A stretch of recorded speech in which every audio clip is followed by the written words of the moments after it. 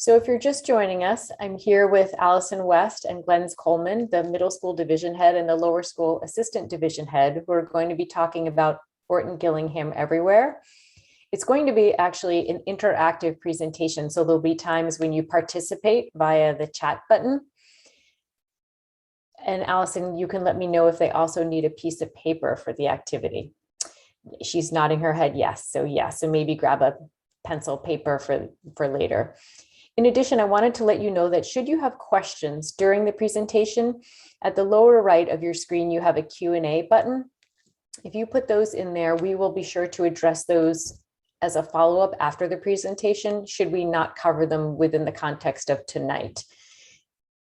Not to be confusing, but the chat feature is what you'll use to participate in the interactive. So the Q&A is just for the questions, and the chat is what we're going to use for the interactive portions. We expect to go just about to time tonight with the presentation and the interactive activities. So any questions that you may have that we don't cover, we'll be sure to follow up with you later. I know that Allison and Glens both have their emails on the very last slide, so we'll make sure that you have that contact information. So I'm happy to kick it off to Glens and Allison for Orton-Gillingham Is Everywhere. Thank you so much. Thank you so much, Stacy. Good evening, everybody. My name is Allison West, and I am the middle school division head. And I am thrilled to be with you all this evening and joined by my colleague, Glens Colman. And together, our hope is that we can illustrate for you the ways in which Orton-Gillingham really does permeate all aspects of Carroll School. So kicking off here, we're going to ask that you participate in one of our Making Thinking Visible routines. And this is a routine that we'll often use with students to activate some background knowledge. It's also an opportunity for some reflection at the end. So we're going to give you just about a minute. So hopefully you have a piece of paper and a pencil handy. If not, you can feel free to grab one or open up your notes on your phone. And as you think about the topic of Orton-Gillingham, we would like you to generate 3 words that quickly come to mind when you think of this topic. And if you feel open to doing so, we would love for you to share some of those words using the chat feature at the bottom of your screen. So you're going to generate 3 words that quickly come to mind. And then we would like you to generate 2 questions that come to mind quickly. And this is intended to be sort of a gut response. And then for those of you who feel so inclined, if you wouldn't mind creating a simile or metaphor that you think of when you think about Orton-Gillingham. And just as a reminder, similes and metaphors are when we compare 2 unlike things. So if I said, Glens runs as fast as lightning, I'm comparing Glens to lightning. And that's a simile that uses like or as. And a metaphor is that a direct comparison. So I might say, Glens's brain is a computer. All right, so I'm going to pause talking for just a moment, give you all an opportunity to think about these prompts. And we're hoping some of you will share your thoughts and make your thinking visible to us by adding some notes to the chat. Allison, I just wanted to let you know that we still have people sort of funneling in. So maybe give it another 30 seconds or a minute and repeat the instructions. You bet.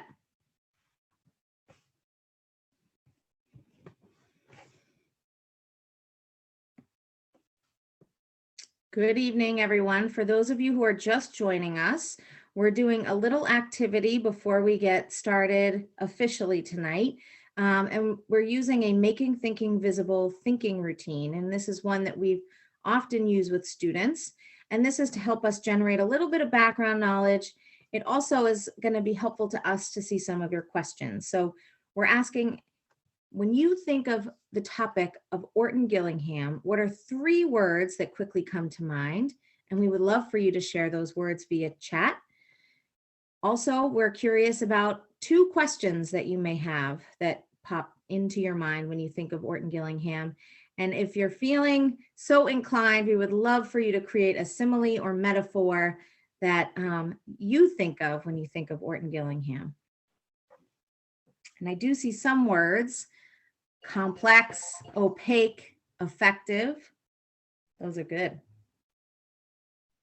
And we'll give you just maybe like about a minute to think about this.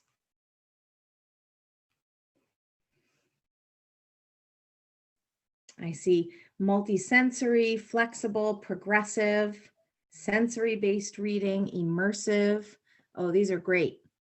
Customized, interactive, flexible, better, necessary, help. Yes. Phonetic. We've got some experts here for sure. Grateful it exists. Me too. Dyslexia, help, hope. These are great. So please feel free to keep populating these. We will be coming back to this and checking in on some of these questions that you generate. All right, so moving on here, and we're going to revisit this prompt at the end as a ticket to leave. So you'll have another opportunity to be thinking about this. And oftentimes when we ask folks to complete this exercise, many times people think of Orton-Gillingham as tutorial. And at Carroll, we offer Orton-Gillingham Tutorials as part of our focus area model. And it is, in fact, a research-proven alphabetic, phonetic, multisensory approach for teaching students how to read and spell. And as I saw in the comments, it is sometimes baffling as to why more schools are not embracing this approach. It is highly individualized, and we know from our own experiences here that it works beautifully. But this is not the focus for tonight. Tonight, we are hoping to illustrate for you the ways in which Orton-Gillingham offers us a set of principles that truly guide us in everything we do. Next slide, please. Thanks, Allison. Hi, welcome everybody. My name is Glens Colman, and I'm the assistant director, the assistant division head down in the lower school. So what you are seeing here, if you haven't seen this kind of graphic before, is called a wordle. And a wordle is where you put different words that all are grouped together and they create a graphic design. And the point of this wordle is to help you understand that, yes, Orton-Gillingham is an approach that we use at Carroll School to teach reading and language. And it is also a set of principles related to just really good teaching practice that we embrace and infuse throughout the whole day across all content areas. So that is really what we're going to focus on tonight, is to take a look at what those principles are and kind of show you how they fit into our program. This quote here is an important one and certainly a motto that we live by at Carroll. Each professional's responsibility is to deliberately design an environment in which each child can succeed. And, you know, by using the Orton-Gillingham principles along with lots of other proven teaching instructions and strategies, we really do focus on each child and what he or she or they most need. And as you have probably heard in the past, we refer to that as GEC, giving each child what he, she, or they most need. So Orton-Gillingham is absolutely a way that we are able to successfully create this environment where children can thrive. Next slide, please. So what Allison and I are going to do for the next short amount of time is we are going to go through each of these principles that are part of the Orton-Gillingham approach and help you understand what each of them look like in the Carroll program. So you can take a quick look here at the list. I won't read it all to you because we will be going through them one by one, starting with the top one, which is systematic, structured, sequential phonics and linguistics. And I'm going to pass it back to Allison right now, who's going to give you a little bit of an overview of that. Thanks, Glens. And before we head into the actual principles, I just want to mention that while all of these Orton-Gillingham principles do guide us in how we build the instructional experiences, this graphic here shows the ways in which we support students to reach mastery. And one of the metaphors that I saw in the chat is that OG is like the magic shoe that fits the foot. And that is such a beautiful image. It's silly, but it's really, it really does, I feel, capture one of the essence of Orton-Gillingham. And there is no right age for this approach. And this model of gradual release helps to really illustrate that. So this model illustrates how we, the educators, really model and directly teach a skill and then slowly pull away the scaffolding through guided practice, collaborative learning, and really guide students towards independence. And I want to make note, because you are all about to receive some trimester 1 report cards. And what you'll notice is that the way in which we actually rate student skills is by indicating where they fall in this continuum. So a student might be still teacher dependent when applying a certain skill, or they might need significant support or moderate support, or they might be able to do the skill with independence. And so as we are walking through these principles, I just wanted to pause here for a moment to remind us that this graphic here helps to illustrate just how we put these into practice. So as we move into the first principle of being structured, sequential, systematic phonics and linguistics, this is really what most people think of when they think of Orton-Gillingham. And our tutorials and language focus area classes and our ELA classes are really based on this approach. And our Orton-Gillingham tutorials in particular share the same 6-step lesson format and the same structures. But we can also see that language instruction happens in many content areas as we're grappling with vocabulary and building our lexical awareness through structured word analysis and morphology. And it's important for our students to learn the rules and the generalizations of the English language, so they're able to apply this knowledge when they're working with text outside of an ELA class or a tutorial. And so if we move to the next slide, what you'll see is some examples of that. So you'll see that in the top right is an example where students are exploring the 6 different syllable types in a visual and multisensory way. And then they're reinforcing those patterns in the top left within the language by stepping on the 2 different syllables of the word bandit written in chalk, which you can't quite see, but the word bandit is written in chalk outside. And the students are walking around from word to word, identifying those different syllables. In a writing class, you might find students exploring the varying degrees of meanings of synonyms using a word spectrum, like in the bottom left, to understand the differences between words like disastrous, severe, and dreadful, and how choosing those synonyms and understanding the connotations of those meanings help to enhance your written language. And in science class, as in the bottom right, you might find students playing word games as they're learning and they're practicing using vocabulary that's very specific to their science unit. And now Glens will share the next principle, which has to do with being diagnostic and prescriptive. Thanks, Allison. Diagnostic and prescriptive teaching is certainly one of the most important principles related to Orton-Gillingham and certainly to the success of Carroll, because we like to think of ourselves as diagnosticians all day long. And, you know, this starts at our department heads and our division heads and works all the way down through coaches and our teachers.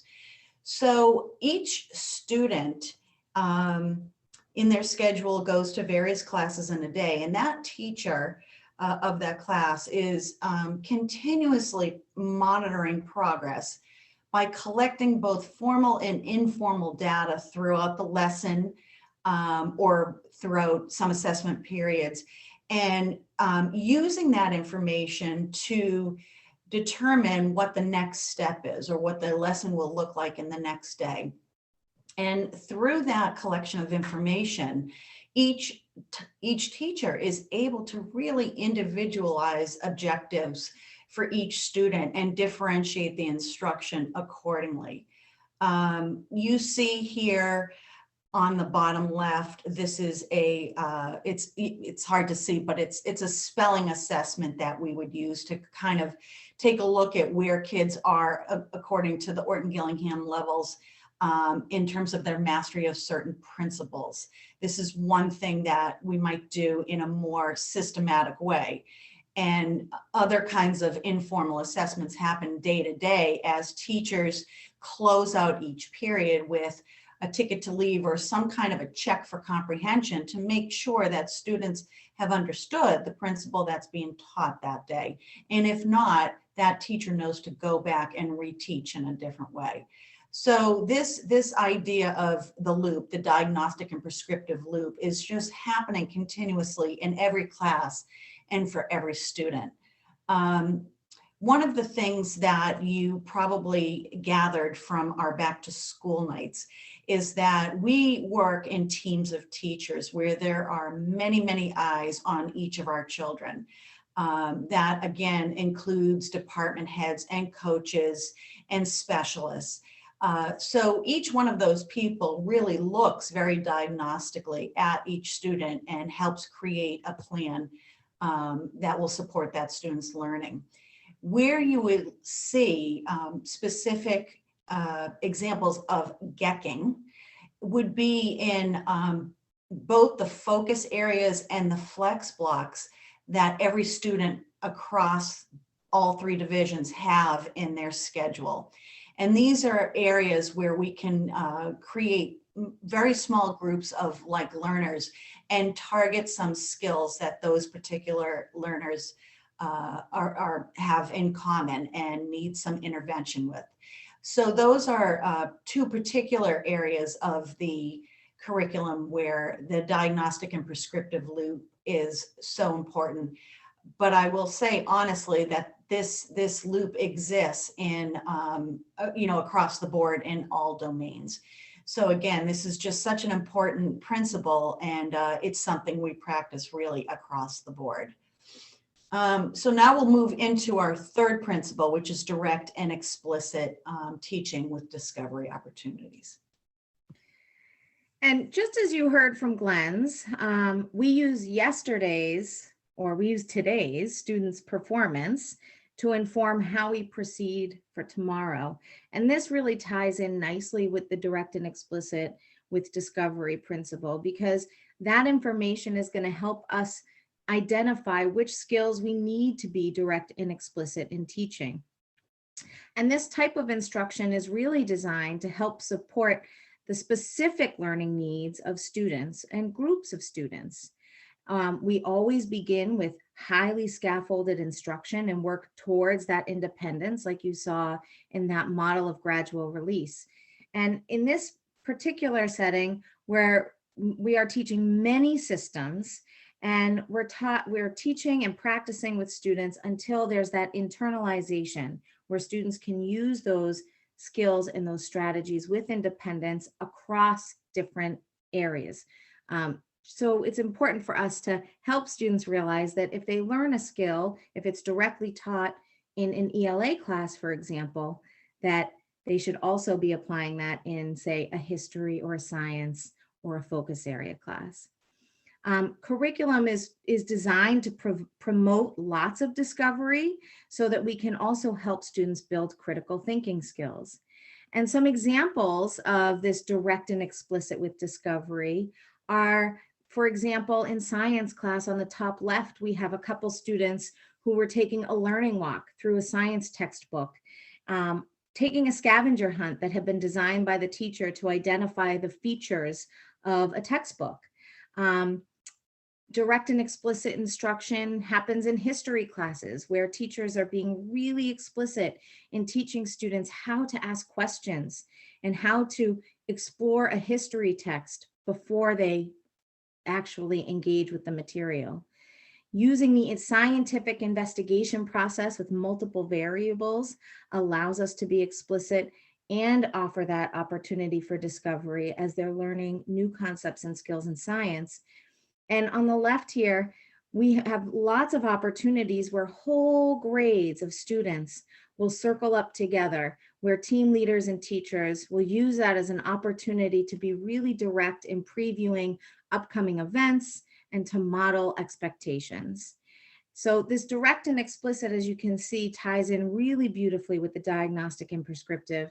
And in fact, I think what you'll find is that these principles really work in concert with each other.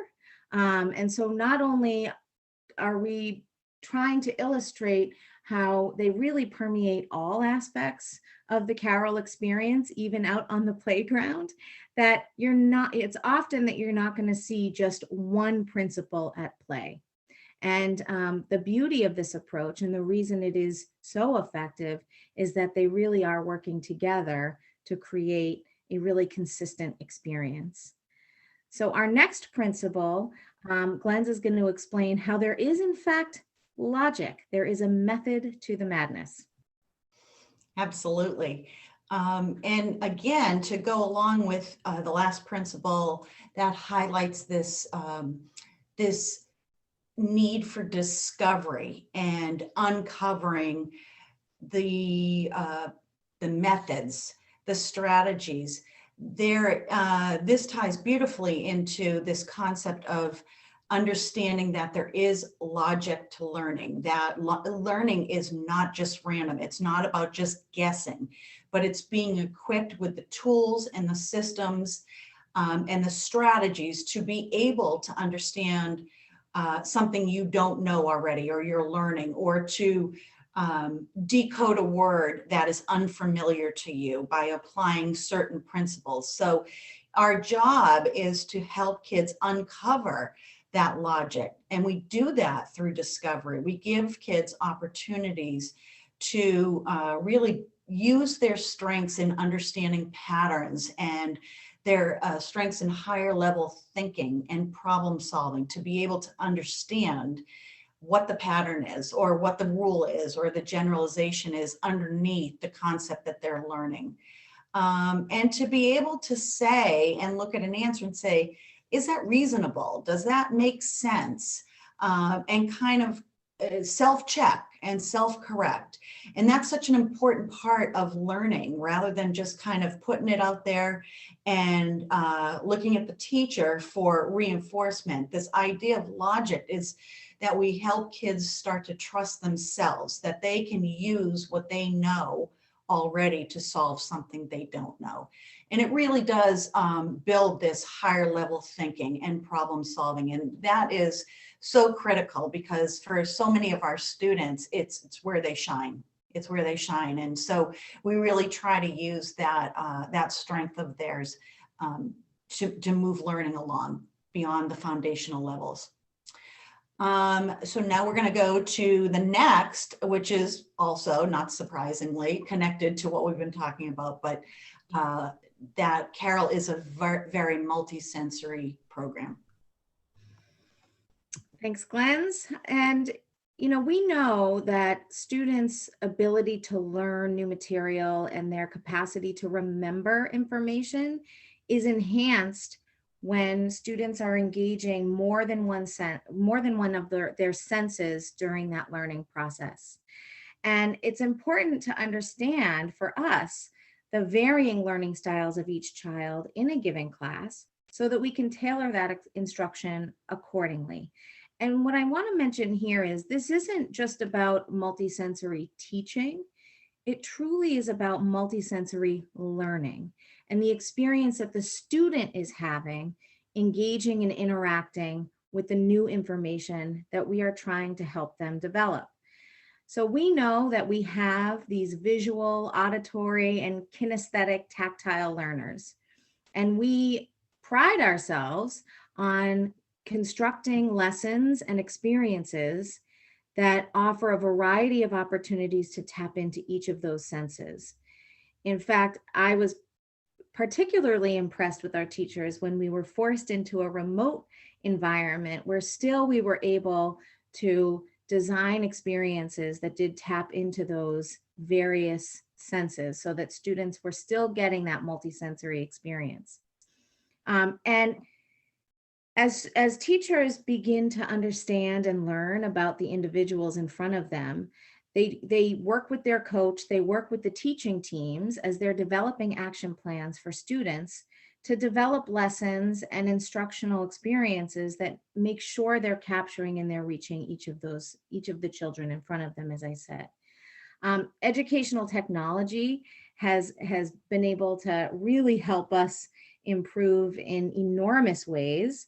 But I will say we are so happy that we have our students physically in front of us now, and we can be getting students involved and active and really learning with their hands. And some examples of that multisensory learning on the next slide, you'll see we have students who in many math classes are really delving into really impressive visual models and exploring real life examples and using an assortment of manipulatives to learn those math concepts in really deep ways. In 8th grade science, students recently went to the makerspace and built joints to see how the body works. They were learning about that. In the bottom left, you can see a student holding on to one of the joints that she had actually created using the 3D printer.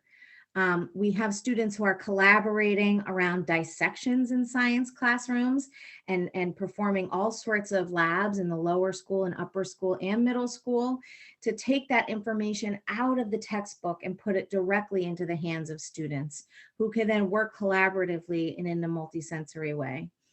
On the top right here, you have students in history class who are building their automaticity and awareness of geography by creating and then putting together puzzles of states and various geographical elements, and quizzing each other and working together in ways that really created a very robust classroom experience. And you know, our maker spaces are really a place where students can bring their thinking alive and make their thinking visible to others. You know, one of my favorite quotes that I often think about when I think about multisensory instruction is, learning is experience and everything else is information. And that is so true for our students. Our students really need to be able to hear it, to see it, and to really feel it. And that's what we strive to do in just about every classroom space and recess space and lunch space and pick up and drop off space to help students really gain that mastery. So moving on to our next principle, repetition, reinforcement, and feedback. Yeah. Before I go into that, Allison made me think about just today, we all three divisions have some version of a Fab Lab or a maker space on their campus. And today our makers teachers were, they were putting out some amazing 3D, different kinds of 3D projects that our 5th graders had worked on.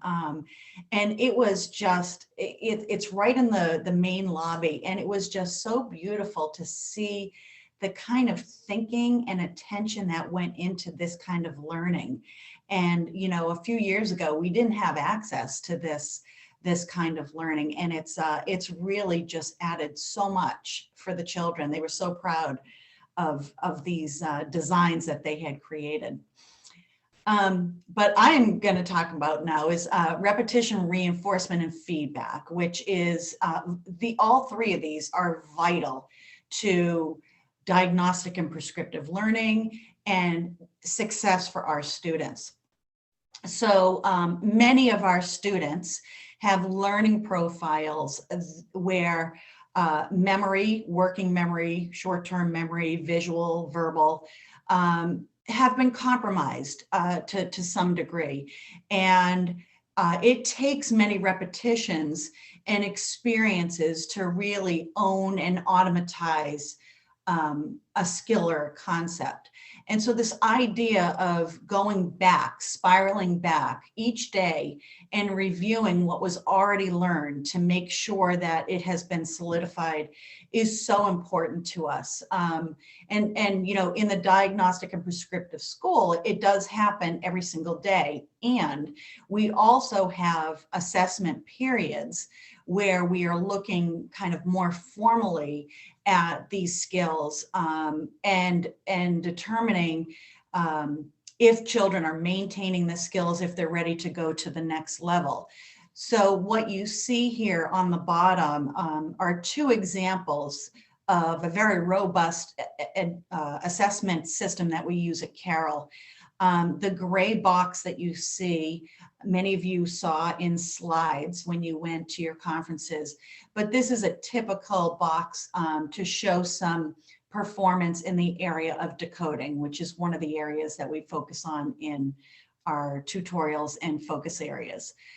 So this is our informal assessments, are called curriculum-based assessments, and they are directly tied into the Orton-Gillingham curriculum.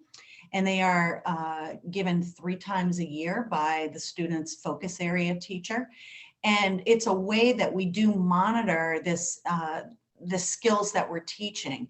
Are kids maintaining those skills? Are they moving ahead? Do they need repetition to go back and have something retaught? So again, we keep it going until we know that our kids are automatic and efficient with a skill.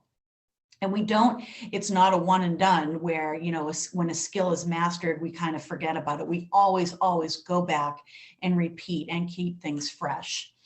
The other, can you go back just to the last slide, please? I wanted to show another example of a more formal, so over in the right-hand corner, this is a tool we use called Track My Progress, and this is also done 3 times a year. But this tool, even though it is computer-based and adaptive for each student and can give us some really important information about their learning, it is also normed reference. So it can give us information about how a child's skill matches up to what the normative sample looks like across the country. So this is not just children at Carroll or children with dyslexia, but this is all children of a certain age. So we do have both kinds of information that can help guide our instruction, provide us feedback so we know where to go in the learning. Okay, you can go to the next slide, sorry.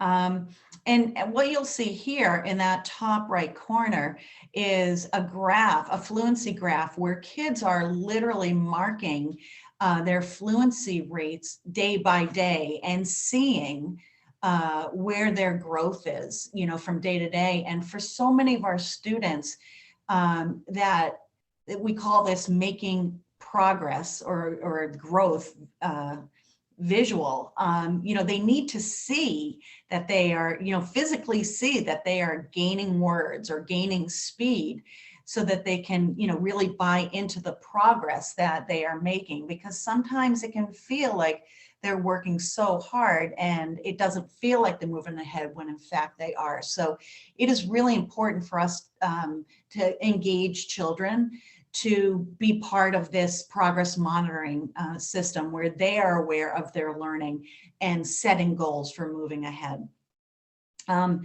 Allison was telling me earlier, this picture in the left-hand bottom corner is one of our former lower school students who is now in the middle school. And this system that they have developed, which is what she has in her hands, is actually related to the Gaga pit that many of you may have heard about, which is it's a game that we have outside at the middle school. And you can see that this idea of tracking tracking kind of what's happening in these, even out at recess is important, and bringing kids into participating in that kind of monitoring of growth or performance, even outside, is so valuable for our kids. So, so this idea of repetition and reinforcement and feedback is really crucial to our learning at Carroll. Allison? Thanks, Glens. I'm going to talk a little bit about the importance of building from the known to the unknown. And I'll start by just naming that the research really does show that all new learning truly does build on prior learning. And so I know we say this about every principle, but this one is really, really essential when thinking about how do we want to optimize a student's experience as we begin to enter a new unit, a new lesson, a new concept. And so this principle aims to help students learn within a meaningful context. So when we go from the smallest to the greatest, or the most simple to the more complex, what we're doing is we're scaffolding them to a greater depth of understanding. And this allows us to build their confidence along with their independence. And they get to prove to themselves that they're learning. And part of this process relates back to what Glens was just sharing, which is we're having students chart their growth in a particular area so that they are making, so we are helping them make their progress visible to them. And very often we have to spiral back and repeat and offer some more direct instruction as needed. And so again, this is another good opportunity to illustrate how these principles really work in concert with one another. And you know, our motto, and it relates to this build from known to unknown. Our motto really is that we move as quickly as we can and as slowly as we need to. And just to go back, I know there was a question about this idea about offering opportunities for discovery. And we do that, as I mentioned, in so many classes. And in ELA, for instance, one thing we might do is we may have students who've learned particular grammatical concepts do a revision activity where they're presented with a piece of text that has a number of errors, and they're working together to discover those errors and to find the patterns that need to be repaired. And as we build from the known to the unknown, we might throw in some errors that are unfamiliar to see if students can begin to build those connections and to build that awareness to a new situation. And we'll try and plug in some additional examples of those as we go on. But just to show you some additional examples of how we build from known to unknown, I want to take a moment to say this doesn't just apply to how we teach. Our teachers are also learning from each other. So a few of these pictures are examples of how we have these team-to-team transfers that provide opportunities for folks like myself in the top left to learn about students who are coming to the middle school from the educators who know them best, like my colleague Osa Osage here, who was helping introduce and orient our incoming 6th grade students from the lower school.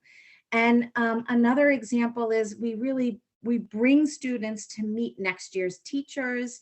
We bring students to show them the spaces that they may be learning in, to introduce the people, preview information. And all of this is to help allow for a successful next step in their Carroll experience.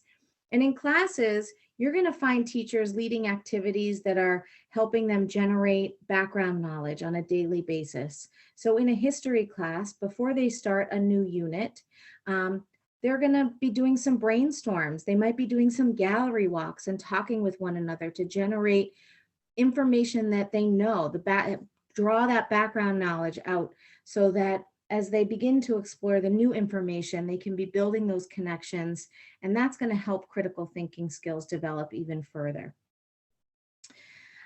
Moving on to high levels of student engagement.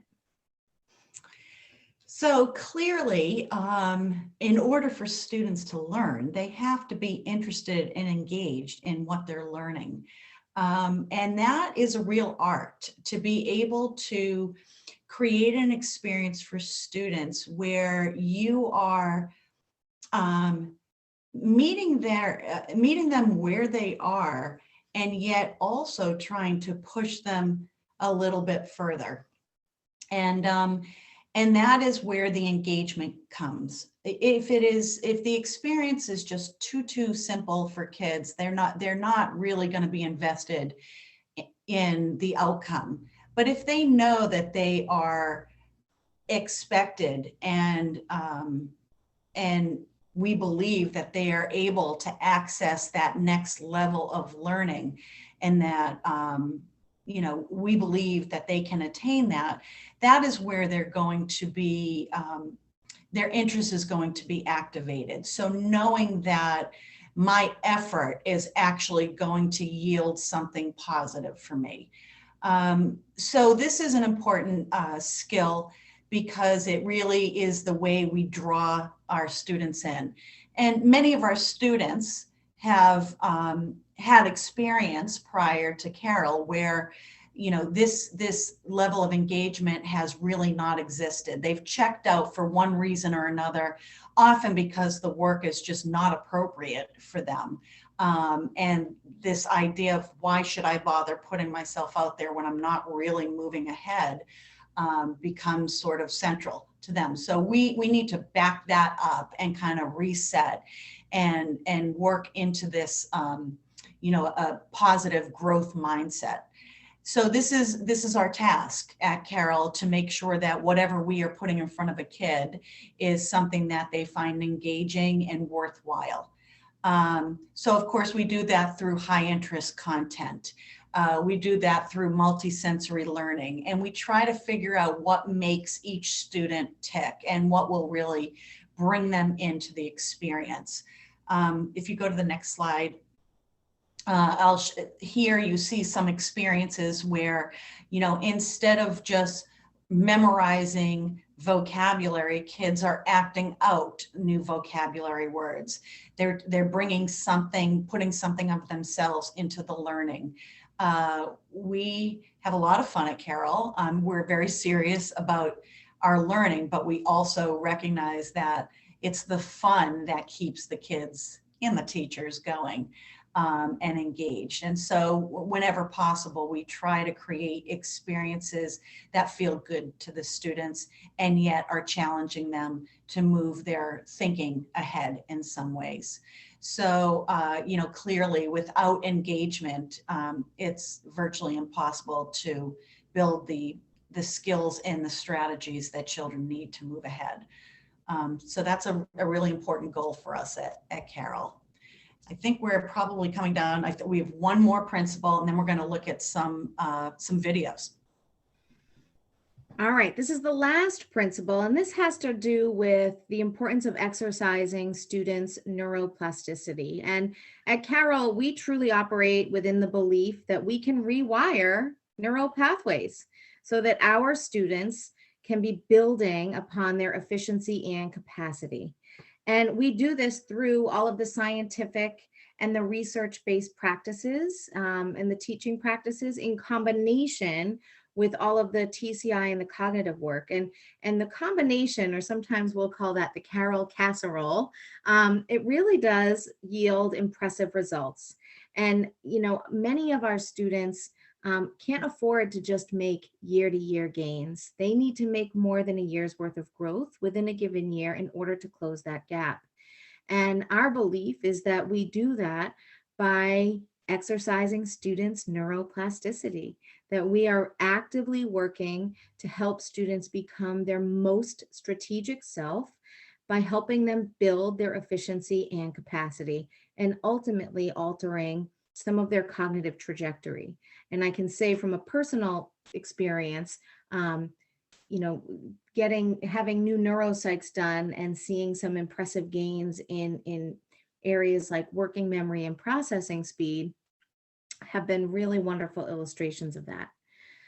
So we spent quite a bit of time delving into these principles, and we did that because now we're going to quiz you a little bit.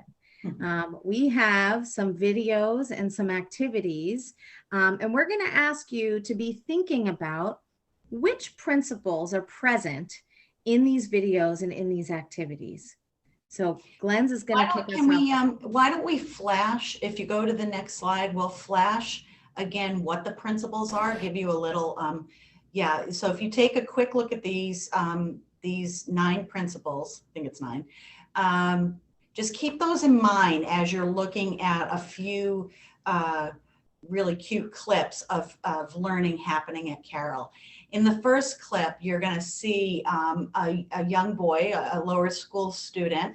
He's much older now, but this is him and his tutorial while he was at the lower school, and he's going to be showing you what learning looks like, and when you're learning language in your tutorials, what it looks like at Carroll.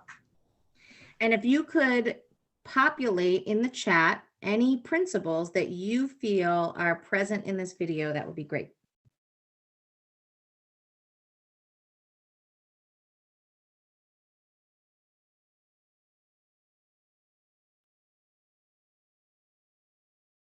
A syllable is a word or part of a word with one vowel sound. Excellent. Okay. Again, now choose another one. What else would you like? I would like a long vowel. You'd like a long vowel. What is a long vowel? It's a vowel that it's like it makes a long. It's like it makes a loud. It just makes it sound like there's something like you used to say VCE or something, and it makes the vowel say its name. Makes the vowel say its name. Perfect. Good job. All right. Next. A short vowel. Short vowel. A short vowel. What's a short vowel? It's a vowel that a consonant is blocking the vowel, so it can't say its name. So it says, so it's like. Okay. All right. Okay. What does an A sound like when it's a short vowel? What does an I sound like? Okay. And how about an O? And a U? Okay. All right. I've seen that video 100 times and it makes me laugh every time I see it. We definitely have fun at Carroll. So in that video, you're seeing Max use his learned information to actually define certain concepts, linguistic concepts. And I can tell you for sure that when I was learning about the English language, I certainly couldn't have come up with, definitions the way he did. So it's, our kids become masters of language, and it's really wonderful. In the next video, we are going to see, let me see which one this is. Oh, we are going to see some Orton-Gillingham principles at play, even out on the playground. So again, if you can, when you see a principle or recognize a principle, please put it in the chat so that all can see.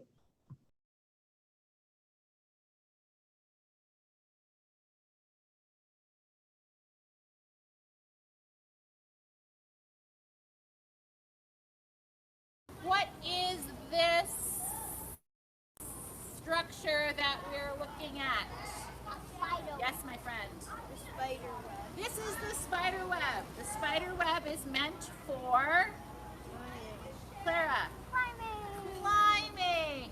You can climb up. You can climb down. You can climb from side to side as long as no one else is in your way. What might be the first step to get on the spider web? Gabby? Put one foot up and then the next foot up?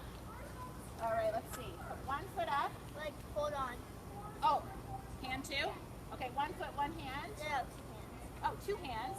And now the next foot? All right. And then what? And you keep climbing. Oh, keep climbing. All right. Okay. Okay. I'm a little bit afraid of heights, but all right. Now what? Jump. Jump? No.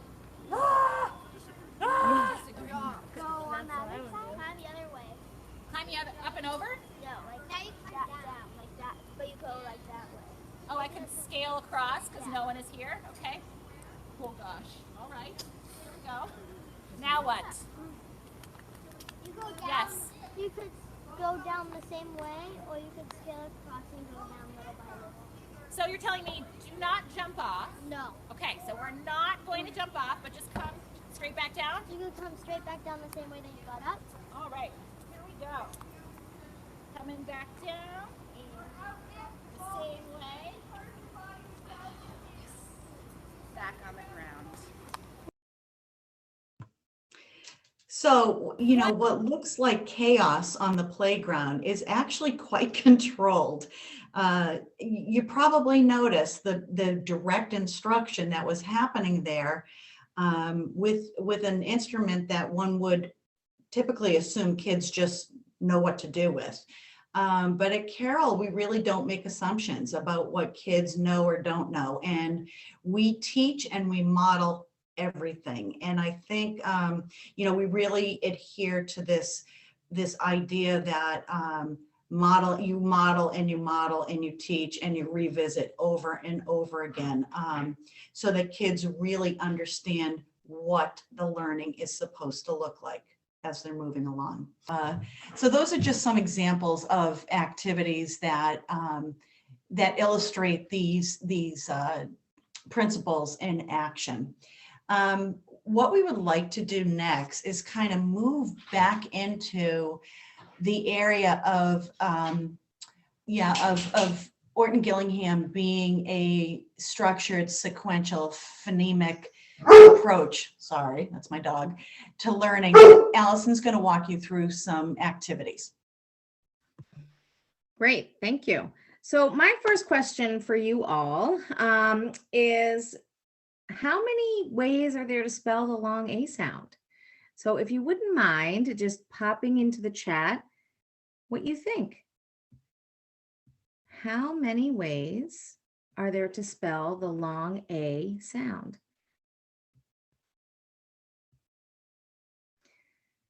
I'm seeing 4. That's a good guess. Oh, some of you are even putting some letter combinations. That's great. So A, the combination of AI and AY, those both say A. That's great. Would you be surprised to learn that there are in fact 8 different ways to spell the long A sound? And so as we are hoping to show kids that there is a method to this madness, we are very direct and explicit in teaching students these 8 different ways of spelling A. And the expectation is they're applying this across all areas for when they're spelling and when they're reading. And that is one example of how we work really hard to break down some of the structures of the English language so that what seems like a very complicated and complex language structure, there are some rules that help guide us. So the other way that we really help students from a language perspective, and it becomes especially important when we're learning new vocabulary in classes like science and history and even math, is we begin to take a more morphologic approach. And so here we have this word, anti-disestablishmentarianism. And I'm curious if some of you could share, how many morphemes do you believe are within this word? And a morpheme is defined as the smallest piece of meaning, the letters that contain a piece of meaning. So it's not necessarily a complete word, but it's a series of letters that contain meaning. So in this word, how many morphemes or meaningful word parts do you believe exist? And I see some of you are saying up to 11, maybe there's 8. If folks want to try and identify some of the morphemes, you can type those into the chat. Another vote for 8 morphemes or 6. And while these answers are still sort of coming in, what I'll share is, as students are ready to embrace this morphologic approach, it is incredibly helpful when they encounter unfamiliar words. So a student may approach this word in a history text and think, oh my gosh, there's no way. But when they start to break it down and they identify the morphemes, they begin to realize that there are actually many parts of this word that are familiar to them, that not only can they read and write, but they also know the meaning. And the beauty about directly teaching the Latin and Greek morphemes is that unfamiliar words can become somewhat familiar when they take that word analysis approach. So I'm seeing some really great responses here. We've got some people who have changed their minds. So let's just reveal here, Amy, how many morphemes do we have in this word? And what you can see is that we have 6 distinct morphemes that all help to formulate this definition here of opposition to the withdrawal of state support or recognition from an established church, especially the Anglican Church in the 19th century England. And we can see that all of the different meanings of these various morphemes truly do help inform the definition of the word. So let's try a couple more. In this word here, how many morphemes do you believe there are? How many meaningful word parts? In obfuscate. This is a great word. And I love to do this activity with middle schoolers to present words that are completely unfamiliar, but they contain morphemes that are familiar. And students then begin to realize that actually they can use their previously learned skills to help define words that are unfamiliar. So let's see. I'm seeing, great, thank you, Amy. We have actually 3 morphemes here. We have the prefix ob, which means thoroughly, against, or in a way. The root means dark. And then we have a suffix ate, and that suffix means to make something have a certain quality. And so the meaning of this word is to deliberately make confusing or difficult to understand. So hopefully you're beginning to see that how the morphemes then help inform the definition. We're going to skip over the next one.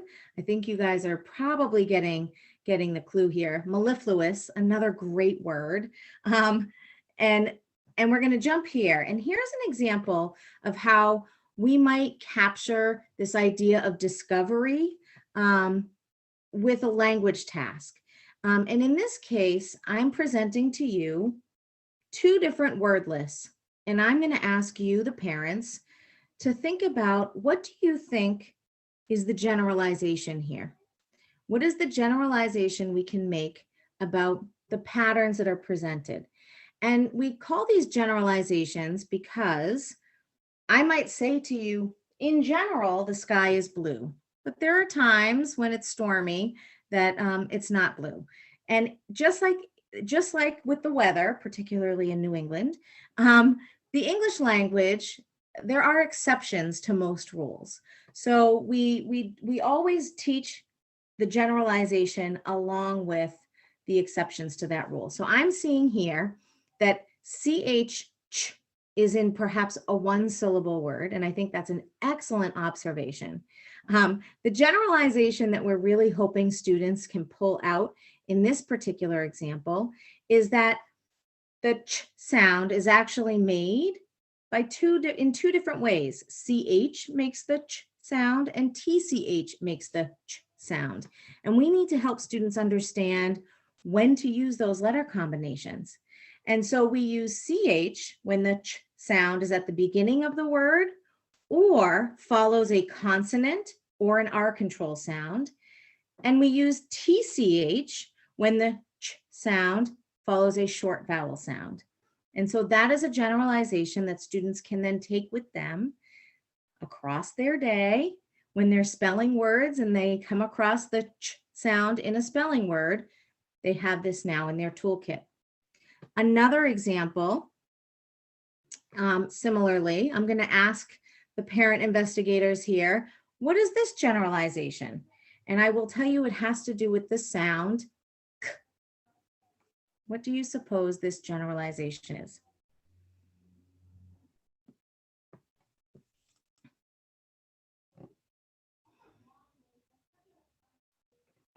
And hopefully what you're noticing as you're reading through these two different word lists, that the k sound can be spelled with a CK. Sometimes it appears as a KE, and sometimes it's simply a K. And I'm seeing some folks write in that the long vowel precedes just the singular K and the short vowel before the CK. So you are correct, Heather. You have cracked that code. You have discovered the generalization that you use a single K when the k sound is at the beginning of a word, or when it follows a consonant or an R control sound, or when it's part of a VCE like bake, and that you use the CK when the k sound follows a short vowel sound. So very good. So another way that we allow students opportunities to discover the patterns, but then we also make sure that we are directly teaching and we are showing the logic in very clear ways. Next, it's time for a little reflection, and this looks probably very similar to how we started. And before we have a close and before we maybe have a time to answer a couple questions, having had the opportunity to watch the videos, to hear about some of these or all of these principles and see examples of how they are present throughout your child's day, think of 3 words again that are quickly coming to mind when you think of Orton-Gillingham.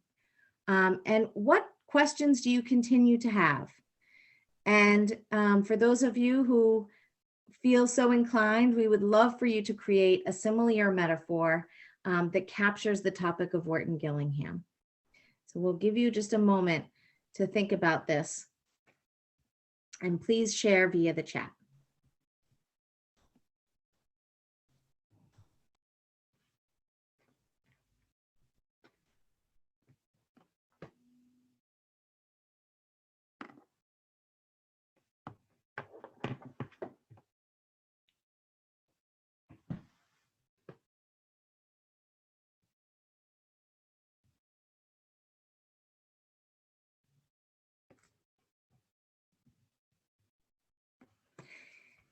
And if anybody would like to also share with the chat, perhaps the ways in which their understanding of Orton-Gillingham has shifted, that would be great also. This Making Thinking Visible routine, which is called 3-2-1 Bridge, is an opportunity for us to reflect and think about the ways in which our understanding of a concept has shifted and enhanced over the course of an experience. And so this can be a very powerful routine to use with students. And I'm seeing now that some folks are writing that repetitive, structured, multisensory, customized, scaffolded, systematic. These are all amazing words that relate to Orton-Gillingham. OG methods grow with the learner. I love that visual. Prescriptive, individualized. These are all really great. So again, our goal tonight was really to help illustrate for you how Orton-Gillingham really truly is foundational to all things at Carroll. You know, we often think about Orton-Gillingham living in a tutorial and living in a focus area classroom, and really these principles are present everywhere, and they really help make sure that every single student is surrounded and enveloped in this wonderful world of Orton-Gillingham as they travel throughout their day. So with that, if you do have any questions and we haven't been able to answer them, please, before we sign off, you can populate them in the Q&A feature. I see we do have some additional questions in the chat here. Glens and I will be reaching back out to make sure that those of you who've asked questions feel like you have a thorough answer. And the next slide, I believe, shows our email addresses, and Glens and I are always available and happy to meet and discuss and talk and answer questions. We are both huge Orton-Gillingham fans and would love to talk more about it. So Glens, anything else from you? No, I've appreciated having this opportunity to chat with all of you. And as Allison said, if you have any questions, we are more than happy to follow up with a conversation or an email of any sort. So please, again, put them in the Q&A feature of this Zoom meet, and we will make sure that we reconnect with the people. So thank you very much, everyone. Thank you all so much. And Allison and Glens, thank you so much. It's been fantastic. I wish you all a wonderful evening. We look forward to staying in touch, and we'll see you next month at the next speaker series. Take care. Have a wonderful weekend. Enjoy conferences. Bye-bye, everyone.